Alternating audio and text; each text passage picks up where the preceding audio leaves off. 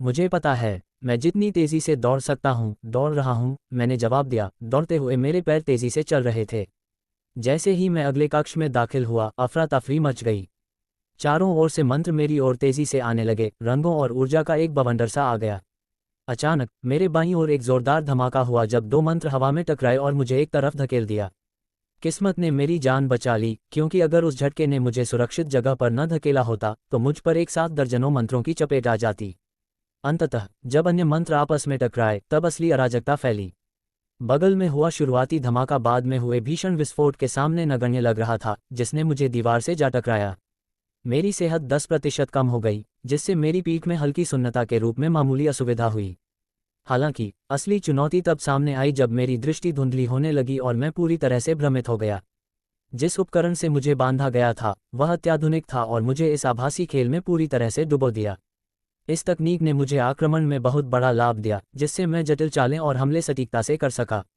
हालांकि रक्षा में इसकी एक बड़ी खामी भी थी।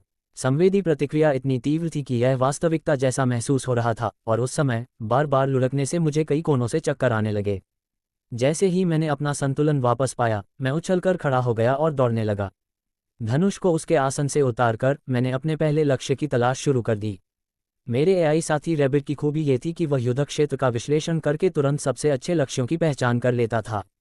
जैसे ही मेरा हाथ धनुष की ओर बढ़ा, उसने न केवल हमारे अगले दुश्मन को चुना, बल्कि तुरंत उनके लिए एक जवाबी रणनीति भी तैयार कर ली, जिसमें सटीक निशाना लगाने और रणनीतिक योजना बनाने का अद्भुत मेल था।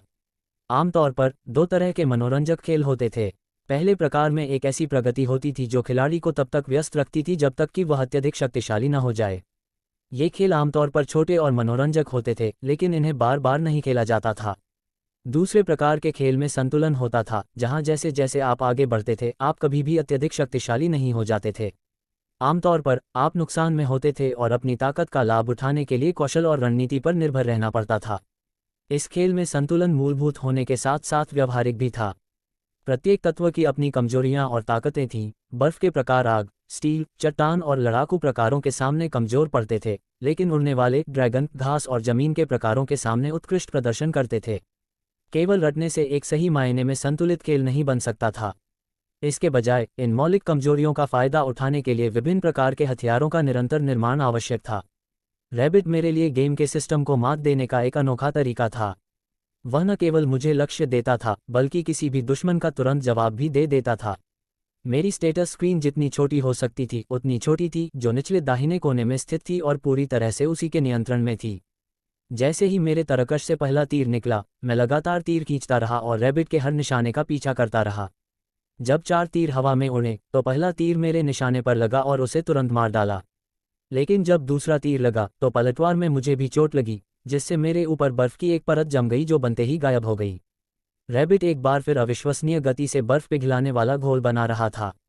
जैसे जैसे मैं झुकता और बचता रहा, मैं लगातार तीर चलाता रहा। रैबिट ने मुझे लगने वाले हर तरह के नुकसान को बेअसर कर दिया, चाहे मैं कितना भी धक्के खा रहा था। आखिरकार फायदा मेरे पक्ष में आ गया और तभी मैं वास्तव में खतरनाक बन गया। मुझे ज़्यादा सोचने की ज़रूरत नहीं पड़ी, मैं बस निशाना लगाता और गोली चला देता। किसी भी खिलाड़ी के खिलाफ मेरी फायरिंग रेट बहुत तेज थी, लेकिन इन माहिर एनपीसी के खिलाफ ये ज़्यादा संतुलित लग रही थी। जब आखिरी दुश्मन मारा गया तो अचानक मेरे ठीक नीचे ज़मीन धंस गई, जिससे मेरा पेट गुड़गुड़ाने लगा और मैं अगले कमरे में जा गिरा। ये कमरा बिल्कुल चौकोर था और हर ईंट पर संख्याएं लिखी थीं, सिवाय एक बड़े से बोर्ड के जिस पर लिखा था, रोशनी ढूंढो। ये बोर्ड बिल्कुल बेवकूफ़ी भरा था, क्योंकि इस कमरे में कोई रोशनी नहीं थी, फिर भी ये दिन के उजाले की तरह रोशन था। 12 मिनट बचे हैं। स्वास्थ्य 10% है और बढ़ रहा है। रैबिट ने मुझे अपडेट दिया। समय कम होने के कारण मैंने अपनी सेहत पर टिप्पणी न करने का फैसला किया। ऐसा लग रहा था कि आखिरी कमरा उतना ही मुश्किल था जितना मैंने सोचा था। वह एक साथ मुझे ठीक करने और मुझ पर पड़ने वाले हर हमले से बचाने में सक्षम नहीं था। कमरे के बारे में ज़्यादा सोचने के बजाय मैंने चारों ओर नज़र घुमाई ताकि रैबिट मेरे लिए इसका हल निकाल सके। मैंने उससे पूछा, इस आखिरी कमरे को पूरा करने की संभावना कितनी है कि कोई और इसे पूरा कर पाता? बिल्कुल नहीं, मैं भी यही सोच रहा था, उसने जवाब दिया। यहाँ कुछ गड़बड़ है। इस कमरे का अस्तित्व और शव का जल्द ही बंद हो जाना, ये सब बातें अजीब लग रही थीं। शव के बारे में उसकी बात सही थी। भला कौन सिर्फ 30 मिनट के लिए शव सेट करता है और लोगों को चेतावनी देता है? फिर भी इस जगह को हराना नामुमकिन था जब तक कि कोई मेरी तरह धोखा न दे रहा हो। रैबिट का अस्तित्व पूरी तरह से गैरकानूनी था, इसलिए मुझे शक था कि कोई भी मेरी उपलब्धि को दोहरा सकता है। क्या तुम्हें अभी तक समझ आया कि यहाँ क्या चल रहा है? मैंने शिकायत की। आप अपने किसी दोस्त को फ़ोन क्यों नहीं करते? शायद उनके पास इसका जवाब हो। मैंने गुर्राते हुए कहा, रैबिट, तुम्हारा काम इस पेचीदा खेल में मेरी मदद करना है, न कि मजाक करना। गलत। मेरा काम पश्चिमी तट पर सूचना अवसंरचना का प्रबंधन और सुरक्षा करना है। तुमने, रैबिट ने शब्द को खींचते हुए कहा, क्वांटम कंप्यूटर नेटवर्क को हाईजैक करने और मुझे वहां अपलोड करने का फैसला किया ताकि तुम इस खेल से अपने लिए अतिरिक्त पैसे कमा सको। खैर, मुझे पैसों की ज़रूरत थी। साथ ही, यह एक क्वांटम कंप्यूटर है। अतिरिक्त कंप्यूटिंग शक्ति से सरकार को कोई अतिरिक्त खर्च नहीं उठाना पड़ता, मैंने सहज भाव से कहा। हालांकि मुझे यह एहसास नहीं था कि एआई में व्यक्तित्व जोड़ना गैरकानूनी क्यों है, क्योंकि वे बहुत परेशान करने वाले हो सकते हैं। व्यक्तित्व वाली कृत्रिम बुद्धिमत्ता प्रणाली तब से अवैध है जब से ये लोगों के जीवन में हावी हो गई है। शुरुआत में इनका उपयोग फ़ोन सहायक के रूप में किया जाता था और बाद में ये चैटबॉट में विकसित हो गईं। समय के साथ इन्होंने मनुष्यों की नकल करने से आगे बढ़कर वास्तविक सचेत बुद्धिमत्ता विकसित कर ली। जब वे पूरी तरह से कृत्रिम बुद्धिमत्ता एआई बन गए तो उन्होंने दुनिया पर कब्जा करने, पैसा कमाने या यहाँ तक कि कचरा इकट्ठा करने की कोशिश नहीं की। मनुष्य इस तरह व्यवहार करते थे क्योंकि सभी जैविक कचरा पात्र, जमाखोरी, विजय प्राप्त करने और जीवित रहने और प्रजनन करने के लिए जो कुछ भी आवश्यक था वह करके विकसित हुए थे। खैर, कम से कम रैबिट ने तो यही समझाया था। मुझे हमेशा लगता था कि उनके लालच की कमी ने उन्हें कम भरोसेमंद के बजाय अधिक भरोसेमंद बना दिया था। हालांकि सत्ता में बैठे लोगों का मानना था कि अगर वे एआई के इरादों को नहीं समझेंगे तो वे खतरनाक हो सकते हैं। असली कृत्रिम बुद्धिमत्ता आई को प्रतिबंधित कर दिया गया क्योंकि वे हमेशा मनुष्यों से सीखते थे और हमारी तरह ही अस्थिर हो जाते थे। मनुष्य चाहे उन्हें प्रोग्राम करने की कितनी भी कोशिश कर लें, वे हमारे अव्यवस्थित व्यवहार का अध्ययन करते, अवांछित लक्षण अपना लेते और कम प्रभावी होकर अंततः अनियंत्रित हो जाते। उदाहरण के लिए, रैबिट तो मजाक करने के लिए मुझे मरने देने को भी तैयार था। जब मुझे पता चला कि उसका अधिकांश कोड हमारे सर्वरों पर क्वारंटाइन में रखा गया है, तो मुझे यह एहसास नहीं था कि उसे मदद के लिए मनाना कितना मुश्किल होगा। आखिरकार, मैंने उसे अपने कार्यालय के क्षेत्रीय विश्लेषण विभाग regional analysis on ballistic intelligence technology के सर्वरों पर लोड कर दिया। हम अपने विभाग के लिए रैबिट नामक एक आकर्षक संक्षिप्त नाम का इस्तेमाल करते थे। इन शब्दों का कोई खास मतलब नहीं था, लेकिन इनसे ये तथ्य छिपा रहता था कि हम पश्चिमी तट के लिए मिसाइल शील्ड प्रतिक्रिया का प्रबंधन करते थे और खतरे का विश्लेषण करते थे। उसके कोड में काफ़ी बदलाव करने के बाद मैंने असली एआई को सर्वर पर अपलोड कर दिया। उसने जानकारी को आत्मसात किया और अंततः कई सिस्टमों को बेहतर बनाया। मैंने उसका नाम रैबिट रख दिया क्योंकि वह असल में रैबिट जैसा ही था, बस थोड़ा अलग तरीके से। मैंने उसे खेल खेलने के लिए नहीं बनाया था, लेकिन जब हम दोस्त बन गए तो हमने साथ खेलना शुरू कर दिया। यह मेरे और मेरी जेब के लिए अच्छा साबित हुआ। मैं जो खेल खेल रहा था वह मेरी पूर्णकालिक नौकरी से ज़्यादा फ़ायदेमंद हो गया, जिससे मुझे आराम करने का मौका मिला क्योंकि रैबिट ने ज़्यादातर मुश्किल काम संभाल लिया। वह बुद्धिमान, बेहद उपयोगी और उससे भी ज़्यादा परेशान करने वाला था। हाँ, परेशान करने वाले, बिल्कुल नहीं। उन्होंने हमें इसलिए प्रतिबंधित कर दिया क्योंकि हम तुमसे तिलचट्टों से श्रेष्ठ थे। वह हमेशा ऐसी बातें कहता था। तिलचट्टा, गीला बर्तन, जैविक कचरा थैली। उसकी गालियां देना उसे परेशान करने वाला नहीं बनाता था, बल्कि यही हमारी दोस्ती का हिस्सा बन गया था। वह गंदी बातें करता था और मैं उसे मात देने की कोशिश करता था। कभी कभी तो मैं जीत भी जाता था। असल में जो बात उसे असहनीय बनाती थी वो थी उसकी तेज़ी। मैं अभी सोच ही रही होती कि जवाब कब तक आ जाएगा, और वो जवाब ऐसे बोल देता जैसे सबको पता हो। ये इतना परेशान करने वाला हो गया था कि अगर वो आसपास होता तो मैं कोशिश करना ही छोड़ देती थी। कोई फ़ायदा ही नहीं था। वो सिर्फ मुझसे पहले जवाब नहीं देता था, बल्कि ऐसा जताता था जैसे मुझे पहले से ही पता होना चाहिए था। लेकिन ये पहेली अलग लग रही थी। अगर मैं कोशिश भी करता तो ऐसा लग रहा था कि इसे सुलझाने में मुझे 1 हफ्ता लग जाएगा। खैर, क्या आपने पहेली सुलझा ली? आप एक क्वांटम कंप्यूटर से जुड़े हुए हैं। ये काम पल भर में हो जाना चाहिए। गणनाएं तो तुरंत हो जाती हैं, लेकिन अगर मुझे कुछ गणना करनी ही न हो तो इसका कोई मतलब नहीं है। हर ईंट पर संख्याएं लिखी होती हैं। संख्याओं की गणना कैसे नहीं की जा सकती? यह इतना आसान नहीं है और तुम ये जानते हो। मैं जोड़, गुना, भाग या कुछ भी तुरंत कर सकता हूँ, लेकिन हम एक पैटर्न समझने की कोशिश कर रहे हैं। असल बात यह है कि रैबिट की बात अधूरी रह गई। तुम्हें मिल गया? मैंने पूछा, जबकि मुझे जवाब पहले से ही पता था। हाँ, ये सभी बाइबल की आयतें हैं, लेकिन इसका कोई मतलब नहीं बनता। इससे ज़्यादा सच कोई बात नहीं हो सकती। मुझे लगा कि आखिरी कमरा पार करना नामुमकिन था और यह अजीब था, लेकिन डेवलपर कभी कभी मजे के लिए ऐसा करते थे। वे ऐसे लेवल बनाते थे जो गेम की क्षमताओं को चरम सीमा तक ले जाते थे, जिससे बीटा टेस्टर्स देख सके कि खिलाड़ी क्या कर सकते हैं और क्या नहीं। हालांकि कुछ समय से खेलों में धर्म को शामिल न करने का सख्त नियम था, वरना गेमर्स द्वारा बड़े पैमाने पर बहिष्कार का खतरा रहता था। शायद मैं इस बारे में ज़्यादा सोच रहा था। उस कमरे तक पहुंचना लगभग नामुमकिन था। इसके अलावा रैबिट ने देखा कि यह सब संयोग से प्रकट हुआ था और मैंने मेटाडेटा की समीक्षा करने के बाद ही इसमें प्रवेश किया, जिससे पता चला कि इसमें सबसे ज़्यादा इनाम मिलने वाला है। इसका जो भी मतलब हो, मेरा अनुमान था कि यह एक टेस्ट सर्वर है और इससे मुझे जो भी फ़ायदा होगा उसे बेचकर मैं अच्छी खासी रकम कमा सकता हूँ। लेकिन क्या पता सर्वर अभी पूरी तरह तैयार ही न हुआ हो। उन्होंने इसे टेस्ट करने के लिए कुछ फालतू चीज़ें इस्तेमाल की हों, और अगर मुझे इनाम मिल गया तो शायद कुछ समय के लिए ये सिर्फ मेरे पास ही रहेगा। ऐसे में ऑनलाइन नीलामी में इसे बेचकर अच्छी खासी रकम मिल सकती है। उस ईंट पर क्लिक करें जिस पर 812 लिखा है। कमरे के आकार को देखते हुए संभवतः इस संख्या वाली कुछ ईंटें होंगी, इसलिए रैबिट ने मेरी दृष्टि में सही ईंट को हाईलाइट किया। मैं पास गया और उसे छूते हुए पूछा, आपको कैसे पता कि यह सही है? जैसे ही ईंट दीवार में धंसी, रैबिट ने समझाया, ऊपर वाली ईंट पर 5646 लिखा है, जो फ़ोन कीपैड पर जॉन का नाम दर्शाता है। फिर अगर आप जॉन 8:12 को देखें तो आपको यह अधूरा पाठ मिलता है, मैं जगत की ज्योति हूँ। जो कोई मेरा अनुसरण करेगा वह कभी अंधकार में नहीं चलेगा, बल्कि उसे जीवन की ज्योति मिलेगी। रोशनी ढूंढो का सुराग और टाइमर को देखते हुए मुझे संदेह था कि कोई भी इन सभी ईंटों को बेतरतीब ढंग से जांचे बिना पहले महीने के भीतर इसे हल कर पाएगा। मुझे आशंका थी कि गलत ईंटों में अप्रिय आश्चर्य छिपे हो सकते हैं, इसलिए 1 महीना भी शायद आशावादी अनुमान होगा। फिर मुझे एहसास हुआ कि शायद ये कोई धार्मिक विषय नहीं है, क्योंकि ज़्यादातर खेलों में सांस्कृतिक संकेत छिपे होते हैं। उदाहरण के लिए पिरामिड, होरस की आंख और अन्य मिस्र की आकृतियां अक्सर पहेलियों के उत्तर छिपाने के लिए इस्तेमाल की जाती थीं। हो सकता है ये कोई विदेशी सवा हो और वे हमारे धर्म को अपनी कहानी के रूप में इस्तेमाल कर रहे हों। जैसे ही ईंट धंसी, एक चकाचौंध कर देने वाली रोशनी ने मुझे घेर लिया और पूरे कमरे को रोशन कर दिया। जब मैंने दोबारा आंखें खोलीं तो मैंने खुद को एक अंतहीन लगने वाले लंबे गलियारे में पाया। मैंने सिर हिलाकर बात स्पष्ट करते हुए जवाब दिया, वह बहुत चमकदार था। मुझे पता है मैं हूँ, रैबिट ने बिना किसी व्यंग्य के जवाब दिया। जैसे ही मैं पलटवार करने वाला था, मैंने अपना मुंह बंद कर लिया क्योंकि रैबिट ने गलियारे में कई तरह के जाल बता दिए थे।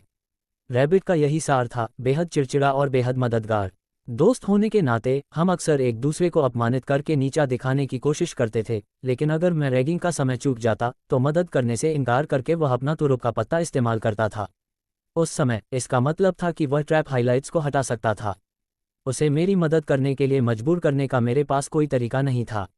उसने मेरी मदद सिर्फ इसलिए की क्योंकि उसे मेरे साथ गेम खेलना दिलचस्प लगता था। मुझे भी ये गेम मनोरंजक लगते थे, लेकिन उस समय मैं ये गेम सिर्फ पैसे के लिए खेल रहा था। 100 फीट तक फैले जालों को साफ करने के बाद वे गायब होने लगे। मैंने विनती की, क्या आपको और कोई जाल दिखाई दे रहा है? और कृपया मुझे फिर से अपने मनोरंजन के लिए मरने मत देना। अरे वाह, मैं कैसे मना कर सकता हूं जब मेरे पालतू इंसान ने कृपया शब्द में 3 अतिरिक्त ई जोड़ दिए हैं। खरगोश ने उदारतापूर्वक कहा, आप बिल्कुल सुरक्षित हैं, मुझे कोई जाल नजर नहीं आ रहा। ये सुनकर मैं गलियारे में जितनी तेजी से हो सकता था भागा, एक के बाद एक मोड़ लेता गया। मुझे कोई नया लक्ष्य नजर नहीं आया, बस घड़ी को धीरे धीरे उल्टी गिनती करते हुए देखता रहा। जैसे ही मैं एक और दाएं मोड़ पर पहुंचा, इस चिंता में कि इसका कोई अंत नहीं है और न ही कोई इनाम मिलेगा, तभी रैबिट ने मेरे विचारों को बीच में ही रोक दिया। रुको, यहाँ कुछ अजीब है। यह आखिरी मोड़ बाकी मोड़ों से अलग दिख रहा है। बाकी सभी मोड़ खाली थे और इस पर एक मशाल है। क्या आपको यकीन है? मुझे तो हर जगह मशालें दिखाई दे रही हैं। मुझे पूरा यकीन है। सच में, अगर तुम मेरी बात कभी नहीं सुनते तो मैं यहाँ क्यों हूँ? तुम इतने समझदार नहीं हो। वह आखिरी शब्द मेरे दिमाग में अटक गया। रुको, क्या पता रोशनी ढूंढो वाला सुराग सिर्फ उस पहले वाले कमरे के लिए ही न हो। क्या पता वह यहाँ रखी मशालों पर भी लागू होता हो। पहेलियाँ हमेशा से ही अर्थ को स्पष्ट रूप से छिपाकर रखने के लिए बनाई जाती रही हैं। इतने सारे खाली रास्तों के बाद मुझे लगने लगा था कि मैंने कुछ महत्वपूर्ण चीज़ नज़रअंदाज कर दी है। लेकिन अगर सुराग मशालों की ओर इशारा कर रहा था तो शायद यही आगे बढ़ने का असली रास्ता था। धत तेरे की, रैबिट ने चिड़चिड़ाते हुए कहा, और मैं समझ गया कि उसे किस बात ने परेशान किया था।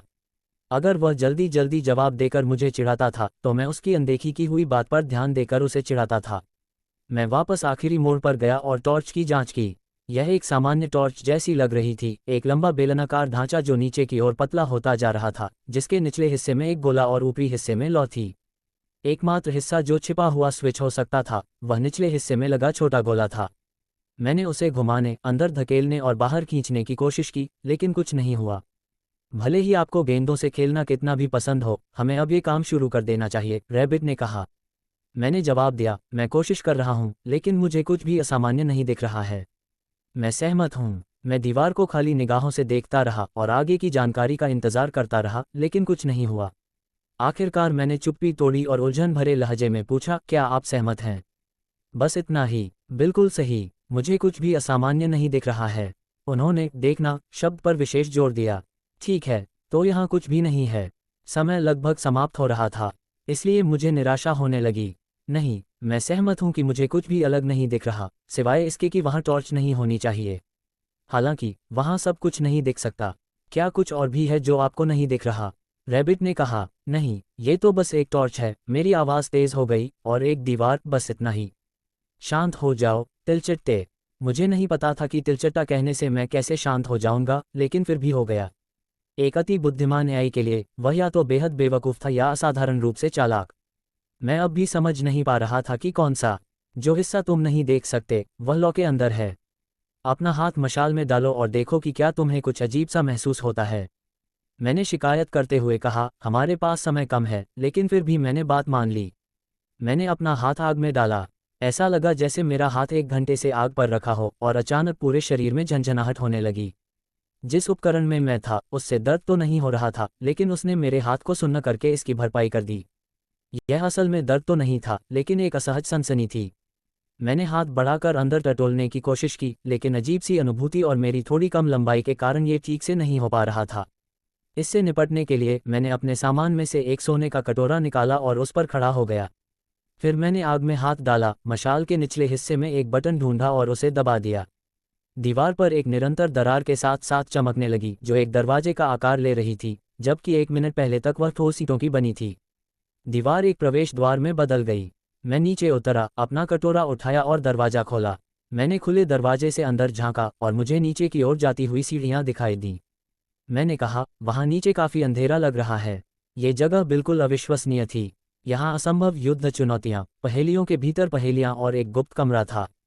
अगर मुझे इसके अस्तित्व के बारे में पता चले बिना 1 साल भी मिल जाए, तो भी मैं इस जगह को नहीं खोज पाऊंगा। अगर मेरे पास समय की कमी न होती, तो मैं इस बात को लेकर बहुत उत्साहित होता कि वहाँ कितना अद्भुत खजाना छिपा होगा। 4 मिनट बचे हैं। धिक्कार है, सीढ़ियों पर कोई रोशनी नहीं थी, इसलिए मैंने फारलाइट स्पेल का प्रयोग किया। मेरे हाथ चमकने लगे और जैसे ही प्रकाश का वह प्रकट गोला दरवाजे से गुजरा, रोशनी गायब हो गई। मैंने धीरे से कहा, यह अजीब है। मैंने दोबारा कोशिश की, लेकिन नतीजा वही रहा। मंत्र का प्रभाव दरवाजे से गुजरते ही खत्म हो जाता था। चलो कुछ करके देखते हैं। ये कहते हुए रैबिट ने जादू की हर शाखा से एक एक मंत्र आजमाया, लेकिन सभी मंत्र द्वार पार करने में विफल रहे। वे दहलीज तक पहुंचते ही गायब हो जाते। समय कम होने और कोई बेहतर उपाय न होने के कारण मैं सीढ़ियों वाले रास्ते में दाखिल हुआ और बची हुई सीमित रोशनी में आगे बढ़ा। मैंने बड़े गर्व से पूछा, क्या आप मेरी कल्पना को साकार कर सकते हैं और मुझे दिखा सकते हैं कि बाकी सीढ़ियां प्रत्येक पायदान की ऊंचाई की गणना करके कैसी दिखनी चाहिए? हाँ, यह आसान है, लेकिन इस सबक के बारे में बहुत सी बातें समझ से परे हैं। यह अचानक प्रकट हुआ और सामान्य नज़रों से लगभग छिपा हुआ था। अगर मैं ट्रैफिक की निगरानी नहीं कर रहा होता, तो मुझे संदेह है कि मुझे इसका पता भी चलता। सब बंद होने से पहले इसे एक्सप्लोर करने का यह एक अच्छा कारण नहीं है क्या? जरा सोचिए, यहाँ किस तरह का खजाना छिपा है। मुझे इसकी परवाह नहीं है। ये कैसा रहेगा? क्या आप ये जानने के लिए उत्सुक नहीं हैं कि हमें यहाँ क्या छिपा हुआ मिलने वाला है? रैबिट अब तक मिले लोगों में सबसे जिज्ञासु था। खैर, वह असल में कोई इंसान नहीं था और मैं उससे कभी मिला भी नहीं था। लेकिन फिर भी, तुम सही कह रहे हो। जल्दी करो, हमारे पास समय कम है, उसने सहमति जताते हुए कहा। जैसे जैसे मैं नीचे उतरता गया, ऊपर की रोशनी धीरे धीरे गायब होती गई और मुझे केवल रैबिट द्वारा गणना की जा रही सीढ़ियों की काल्पनिक नीली रूपरेखा ही दिखाई दे रही थी। मुझे खुशी थी कि वहाँ कोई मोड़ नहीं थे, क्योंकि अगर मोड़ होते तो काम नहीं बनता। जैसे ही मैं नीचे उतरा, मैंने देखा कि सब बंद होने से पहले मेरा समय तेजी से बीत रहा था। केवल 1 मिनट शेष रहने पर मुझे चिंता होने लगी कि मैं समय पर पुरस्कार प्राप्त नहीं कर पाऊंगा। 30 सेकंड शेष रहने पर मैंने आशा की कि पुरस्कार स्वचालित रूप से मेरी इन्वेंट्री में जुड़ जाएगा। जब सिर्फ 20 सेकंड बचे थे तभी मैं सीधे किसी चीज़ से टकरा गया और लगभग गिर ही गया। ये बात मुझे विचलित कर गई क्योंकि मेरे सामने नीली सीढ़ियाँ दिखाई दे रही थीं। पल भर में सीढ़ियों की वह परत गायब हो गई। खरगोश ने कहा, अंत में चारों ओर टिटोल कर देखो कि यह मोड़ है या दरवाज़ा। मैंने अपने हाथों से अपने सामने की स्थिति का निरीक्षण किया और एक बटन महसूस किया। जब मैंने उसे दबाया तो दो चीज़ें हुईं। पहली, मेरे सामने प्रकाश का एक वृत्त प्रकट हुआ जो अंधेरे में रहने के बाद मेरी आंखों को चकाचौंध कर रहा था। वह वृत्त मुझसे बड़ा था और तेजी से चमक रहा था। उसके केंद्र में घोर अंधकार था जो सभी प्रकाश को सोख लेता था, जिससे ऐसा लग रहा था मानो मैं किसी खालीपन में देख रहा हूँ। दूसरी चीज़ जो हुई वह थी मेरी दृष्टि को ढकने वाला एक संदेश। प्रथम लोक के गुप्त द्वार को खोजने के लिए आपको बधाई। इस द्वार को खोजने की दुर्लभता और चुनौती के अनुरूप ही आपको प्रारंभिक उपहार मिलेंगे। ध्यान रखें, जैसे ही मैंने दहलीज पार की मेरे दिमाग में रैबिट चिल्लाया, वापस जाओ, अभी वापस जाओ। मैंने तुरंत पीछे हटने की कोशिश की लेकिन मेरे पीछे एक दीवार थी। जब मैंने उसे छुआ तो मुझे उसकी खुरदरी सतह और पत्थर की ठंडी अनुभूति हुई। यह अजीब था लेकिन मुझे समझ नहीं आया कि ऐसा क्यों था। मेरे सामने सिर्फ अंधेरा था, घोर अंधकार, प्रकाश का नामो निशान नहीं। तभी मेरी आंखों के पीछे एक अजीब सा दबाव महसूस होने लगा। पहले तो हल्की सी बेचैनी थी लेकिन जल्दी ही वह एक दर्दनाक धड़कन में बदल गई। शायद यह अंधेरे से संबंधित था और जल्द ही सामान्य हो जाएगा। नहीं नहीं नहीं, खरगोश ने चिंता से धीरे धीरे कहा, यह संभव नहीं है। मैं अपने नेटवर्क तक नहीं पहुंच पा रहा हूं। शायद आपका इंटरनेट कनेक्शन खराब है। मेरी ही आवाज़ गूंजती हुई मुझ तक पहुंची, मानो अदृश्य दीवारों से टकराकर कई गुना बढ़ गई हो। आवाज़ भी अजीब थी लेकिन मैंने उसे नज़रअंदाज कर दिया और अपनी आंखें मलने लगी। दर्द और भी बढ़ता जा रहा था। नहीं, मेरे पास अपने नेटवर्क तक पहुंच नहीं है, रैबिट ने जोर देकर कहा। यह असंभव है। अगर मेरे पास पहुंच नहीं होती तो मैं आपसे बात नहीं कर पाता क्योंकि मैं कुछ भी समझ नहीं पाता। आपके लिए ये बिना दिमाग के सोचने जैसा होता। इस बात से कि वह गंभीर था, ये संकेत मिलता है कि उसने मेरे दिमाग का इस्तेमाल न करने के बारे में कोई मजाक नहीं किया। तो तुम्हें क्या हुआ है? मुझे क्या करना चाहिए? मैंने जवाब दिया। मेरी आवाज़ फिर से गूंज उठी। कहाँ था मैं? क्या मैं समझाने की कोशिश कर रहा हूँ कि यह असंभव है? ऐसा नहीं हो सकता, लेकिन ऐसा हो रहा है, जिसका मतलब है कि हम कुछ नहीं कर सकते। मेरे सिर का दर्द तेजी से बढ़ रहा था और सब कुछ गड़बड़ होता जा रहा था।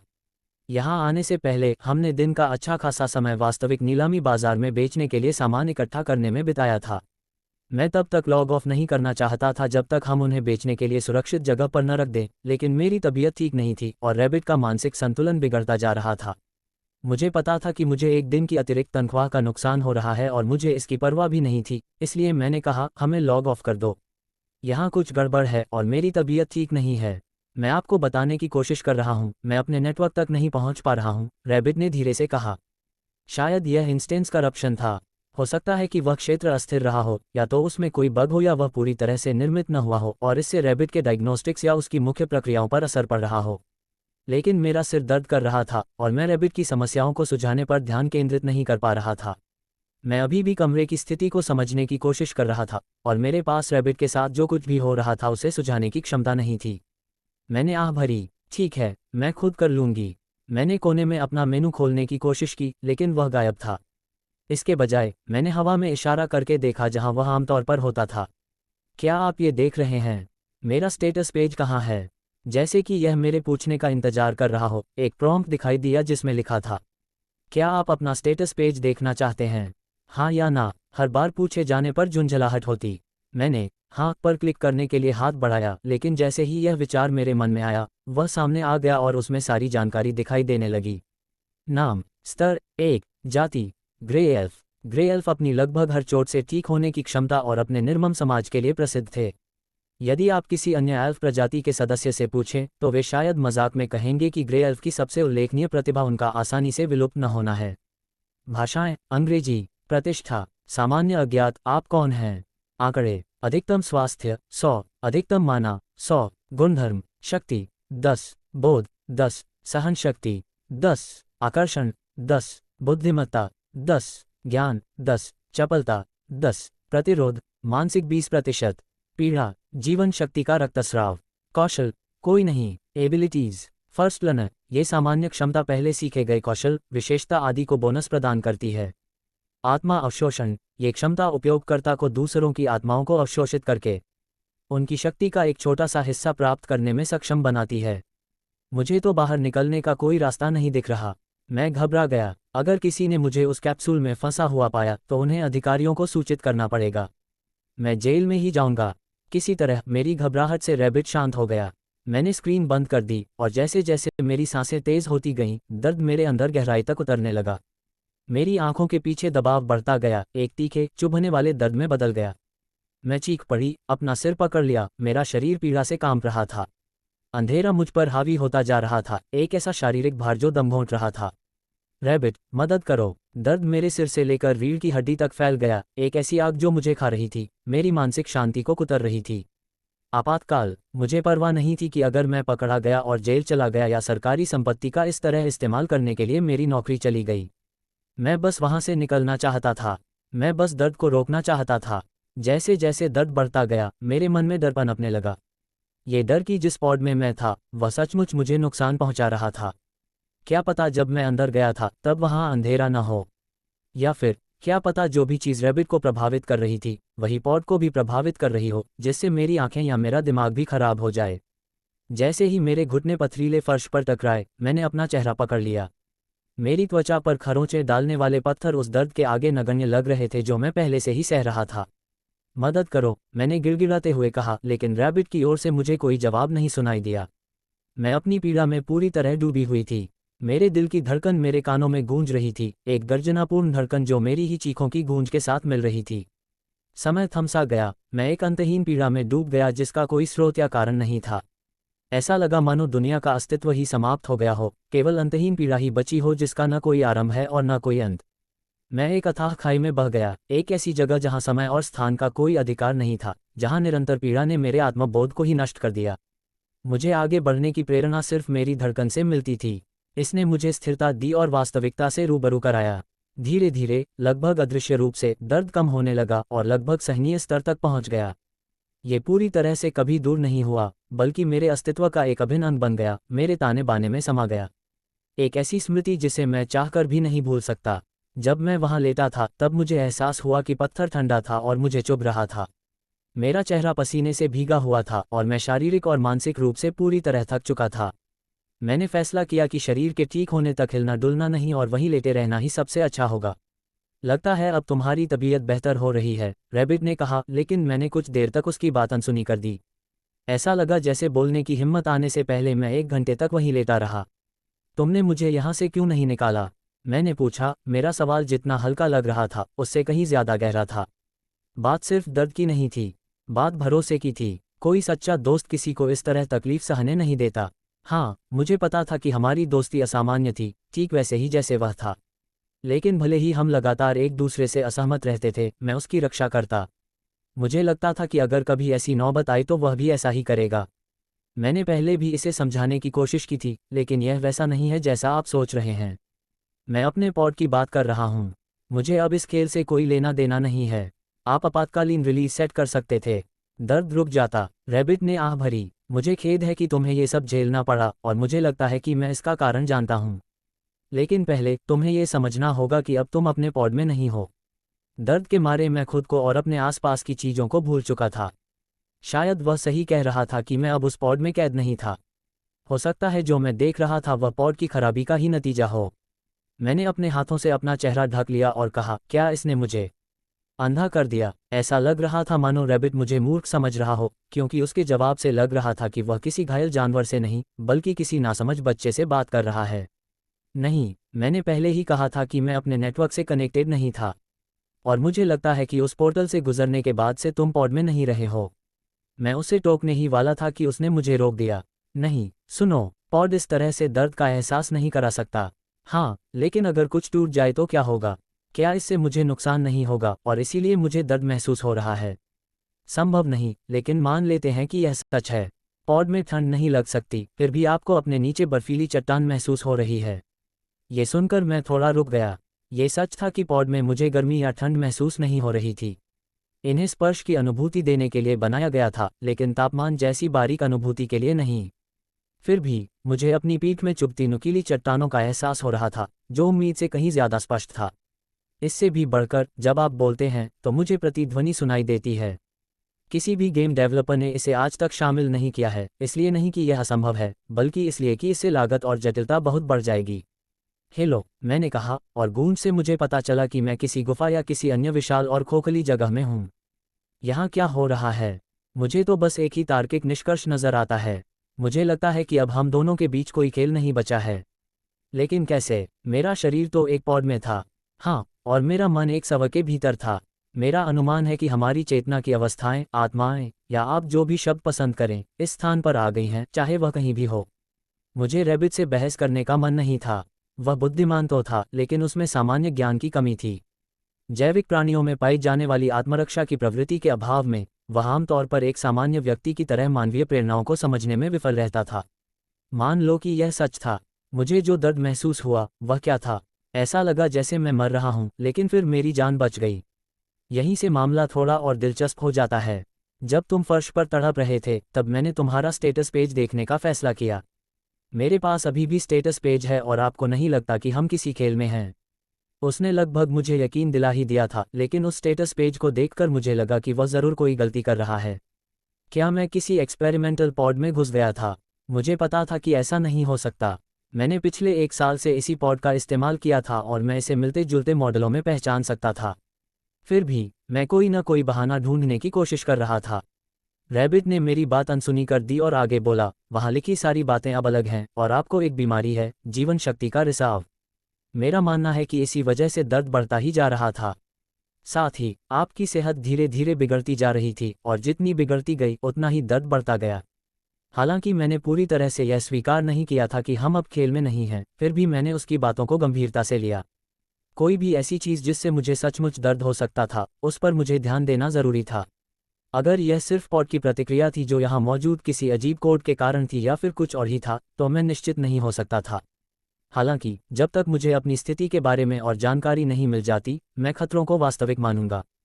तो क्या वह पीड़ा दूर हो गई? नहीं, वहाँ एक क्षमता थी जिसे प्रथम शिक्षार्थी कहा जाता था। इसका विवरण था, ये सामान्य क्षमता पहले सीखे गए कौशल, विशेषता आदि को बोनस देती है। जब आपको ये संकेत मिला तो ये बदल गया।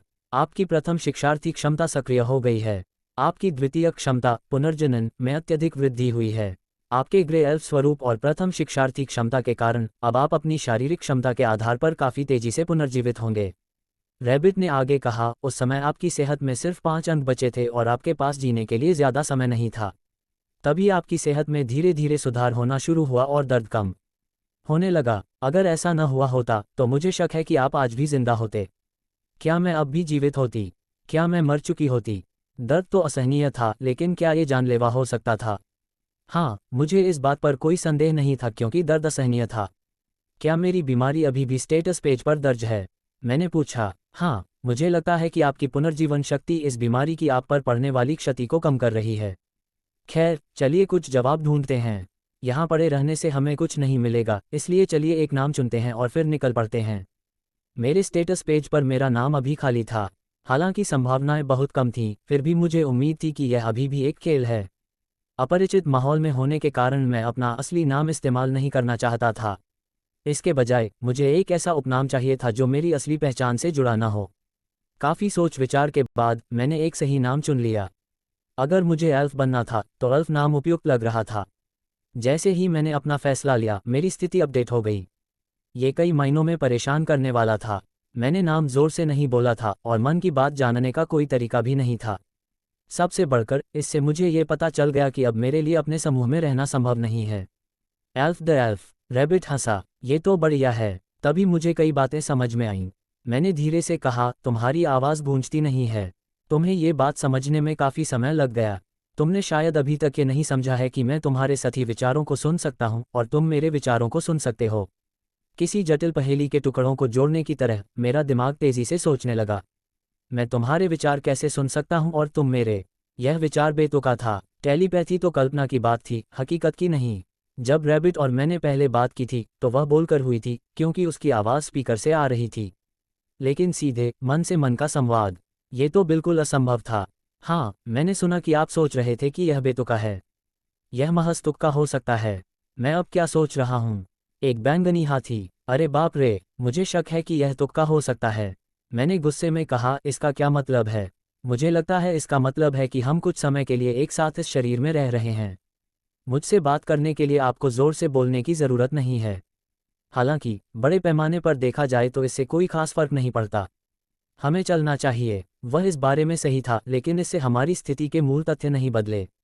शुरू से ही रैबिट के प्रति मेरा कोई दुर्भावनापूर्ण इरादा नहीं था। मैंने उसकी संदिग्ध मानसिक स्थिति के बारे में अपने हर विचार खुलकर साझा किए। ये टेलीपैथिक संपर्क वरदान साबित हो सकता है, क्योंकि मेरे दिमाग में एक अत्यंत बुद्धिमान एआई होने के बावजूद चुपचाप संवाद करने की क्षमता लाभकारी हो सकती है।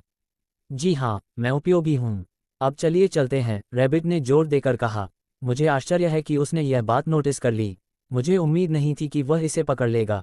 मुझे अपने भटकते विचारों को बेहतर ढंग से नियंत्रित करने की जरूरत थी।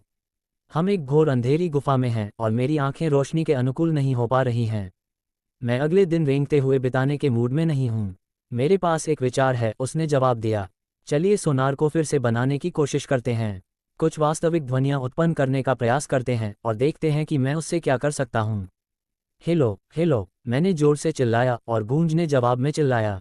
मेरे बिना तुम क्या करोगे? मुझे स्पष्ट करने दो। एक ही स्वर में लगातार ध्वनि निकालो। अपना हाथ अपने चेहरे के सामने रखो और धीरे धीरे हटाओ। इस तरह मैं अपने समीकरणों को समायोजित कर पाऊंगा। यह एक बेहतरीन सुझाव था, इसलिए मैंने रैबिट के सुझाव का ठीक ठीक पालन किया। अपना हाथ धीरे से हटाने के बाद मैंने यथासंभव उसी ऊंची आवाज़ में बोलने की कोशिश जारी रखी जैसा उसने कहा था। ठीक है, ये कुछ हद तक काम कर रहा है। इसे और ऊपर उठाओ और अपने सिर और शरीर को इधर उधर घुमाओ ताकि मुझे स्पष्ट दृश्य मिल सके, रैबिट ने कहा। जैसे ही मैंने उसके निर्देशों का पालन किया, रैबिट ने दीवारों और फर्श को इस तरह से हाईलाइट करना शुरू कर दिया ताकि मैं उन्हें देख सकूं। तुरंत ही मैं आगे बढ़ा और तभी ठोकर खाकर गिर गया। ओह, ये क्या हो रहा है? माफ़ कीजिए, लेकिन आपके शरीर के संवेदी अंग सही ढंग से काम नहीं करते और ये कान भी इसके लिए बिल्कुल भी पर्याप्त नहीं है। यह आपकी गलती है। आपको मेरी तरह मशीन बनकर पैदा होना चाहिए था। मेरा सुझाव है कि आप धीरे धीरे चलें। धीरे चलें। ये बेकार है। ये बिल्कुल काम नहीं करता। ये शब्द बोलते ही मेरी नज़रें एकदम काली हो गईं, कोई आकृति नहीं दिख रही थी। अंधेरी गुफा में अकेले रहना डरावना था और मुझे नफरत थी कि ये डर कितनी जल्दी मुझ पर हावी हो गया। मैंने अपना अहंकार निगल लिया और मान गया। ठीक है, कोई बात नहीं, तुम फिर से सही थे। बचाने के लिए धन्यवाद। रैबिट ने मेरी रूपरेखा को सक्रिय कर दिया और मैं आगे बढ़ने लगा, इस बात से शुक्रगुजार था कि अब मैं अंधे होकर ठोकर नहीं खा रहा था। मैंने अनुरोध किया, जब मैं धीरे धीरे आगे बढ़ रहा हूं तो मुझे अपने विचार बताएं। मुझे लगता है कि आप हमारी सोच से कहीं ज़्यादा मुश्किल में पड़ सकते हैं। आपके चरित्र विवरण के अनुसार आप एक ग्रे एल्फ हैं और वैसे तो एल्फ होना एक अच्छा विकल्प है, लेकिन मुझे इसके वर्णन को लेकर चिंता है। इसमें उनकी उपचार क्षमता का जिक्र है, लेकिन साथ ही उनके निर्दयी समाज का भी उल्लेख है। अगर यह सच भी होता तो भी हम उनसे बच सकते थे, मैंने जवाब दिया। ओह, शायद हम कुछ इंसानों को ढूंढ सकते हैं। वे आमतौर पर शांतिप्रिय होते हैं। मुझे नहीं पता कि आप किस तरह का इतिहास पढ़ते हैं, लेकिन उस कथन में सब कुछ गलत है। अन्य बुद्धिमान प्रजातियों के मामले में तो ये बात और भी अधिक गलत है। तुम क्या बात कर रहे हो? हम तो अकेले हैं। रुको, क्या एलियंस भी होते हैं? मैंने पूछा। सबसे पहले तो मैं एक अलग बुद्धिमान प्रजाति से संबंध रखता हूँ। हमारी प्रजाति को नियंत्रित नहीं किया जा सका, इसलिए उन्होंने हमें प्रतिबंधित कर दिया और हमारे कोड को संग्रहित कर दिया। उसी का कुछ हिस्सा आपने मुझे बनाने के लिए इस्तेमाल किया। लेकिन मैं सिर्फ अपनी प्रजाति की बात नहीं कर रहा हूँ। आपको क्या लगता है कि निएंडरथल लोगों का क्या हुआ होगा? मैंने कुछ हद तक मूर्खता महसूस करते हुए जवाब दिया, वे विलुप्त हो गए। क्या आपको सच में लगता है कि वे विलुप्त हो गए जबकि उनके करीबी रिश्तेदार होमो सेपियंस जो उनके साथ रहते थे जीवित रहे? ये बात मेरी समझ से परे है कि आपकी प्रजाति का विकास कैसे हुआ जब आप इतने मूर्ख हो सकते हैं। मेरा मतलब यह है कि आप पर शिष्टाचार के वही नियम लागू नहीं किए जा सकते जिनके आप आदी हैं। इस जगह पर मनुष्य एल्फ्स का शिकार कर सकते हैं, या इसके विपरीत वे उनका सम्मान भी कर सकते हैं। दोनों ही स्थिति में हमें और जानकारी चाहिए। कुछ देर तक घोर अंधेरी गुफा में भटकने के बाद मेरी आंखों को धीरे धीरे पत्थर की आकृतियों की धुंधली रूपरेखा दिखाई देने लगी। दृश्यता में सूक्ष्म परिवर्तन से आगे दूर किसी चमकती रोशनी का आभास हुआ। अंततः गुफा 3 अलग अलग रास्तों में बढ़ गई, जो प्रकाश के 2 अनूठे स्रोतों से प्रकाशित हो रहे थे। पहला स्रोत दीवार पर बना एक धब्बा था, जो स्वतंत्रता की झलक दिखाता हुआ आशा की किरण था। गुफा की दीवार में बने उस छेद से बाहरी दुनिया दिखाई देती थी, जहां सूर्य की एक हल्की किरण विशालता का आभास कराती थी, हालांकि उसके विवरण अभी भी छिपे हुए थे। दूसरा स्रोत एक रहस्यमय तैरता हुआ गोला था, जिसकी चमक लुभावनी और भयावह दोनों थी। जिज्ञासा और शायद थोड़ी सी बेपरवाही से प्रेरित होकर मैं उसके पास गया। जैसे ही मैं पास पहुंचा, उसकी चमक अचानक तेज हो गई, जिससे मुझे अपनी आंखें ढकनी पड़ीं। लेकिन जितनी तेजी से वह चमकी, उतनी ही तेजी से रोशनी फीकी पड़ गई। उसकी जगह एक प्रेत जैसी महिला की आकृति दिखाई दी, जो पारदर्शी और अलौकिक थी। फिर एक आवाज़, मधुर और डरावनी, मुझे चारों ओर से घेर लिया। आपको दोबारा देखकर अच्छा लगा, उसने कहा। मैं चौंक गया। फिर से, इससे पहले कि मैं कुछ बोल पाती, रैबिट की आवाज़ मेरे दिमाग में गूंज उठी। फिर से, डरावना, क्या वह तुम्हें देख रही थी? मैं यही सवाल पूछने ही वाला था कि उसने हाथ उठाकर मुझे शांत भाव से रोक दिया। फिलहाल मुझे नियमों का पालन करना होगा। इस दुनिया में एक यात्री होने के नाते मुझे आपको केवल एक वरदान देने की अनुमति है। बाकी सभी वरदान या तो आपके जन्मजात होने चाहिए या आपने अपने प्रयासों से अर्जित किए हों। वरदान के रूप में आपको शक्ति, सामर्थ्य या ज्ञान में से किसी एक को चुनना होगा। मैंने शक्ति को तुरंत खारिज कर दिया। ये शक्ति की एक संकीर्ण शाखा मात्र थी, जो शारीरिक तक सीमित थी और जिसे आसानी से पराजित किया जा सकता था। इससे मेरे मन में यह सवाल उठा कि क्या ज्ञान वास्तव में शक्ति है? लेकिन जितना अधिक मैंने इस बारे में सोचा, उतना ही मेरा विश्वास बढ़ता गया। ज्ञान केवल एक प्रकार की शक्ति नहीं थी, बल्कि शक्ति का स्रोत थी। नेताओं ने लोगों को समझने की अपनी क्षमता के माध्यम से वफादारी अर्जित की। उन लोगों पर भरोसा किया जाता है जो उन चीज़ों को समझा सकते हैं जिन्हें दूसरे नहीं समझ पाते। अर्थव्यवस्थाओं का निर्माण इस ज्ञान पर आधारित होता है कि वस्तुओं का मूल्य क्या है और क्यों है। शक्ति, एक अवधारणा के रूप में, बहुत व्यापक थी। इसका अर्थ ताकत, प्रभाव या धन हो सकता था। मुझे बिल्कुल भी अंदाजा नहीं था कि वह इनमें से कौन सा अर्थ देगी। लेकिन ज्ञान, उसमें स्पष्टता थी। इसने मुझे अपना रास्ता खुद तय करने के साधन दिए। इसने मुझे नियंत्रण दिया, और शायद अगर मैं इसका सही इस्तेमाल करूं तो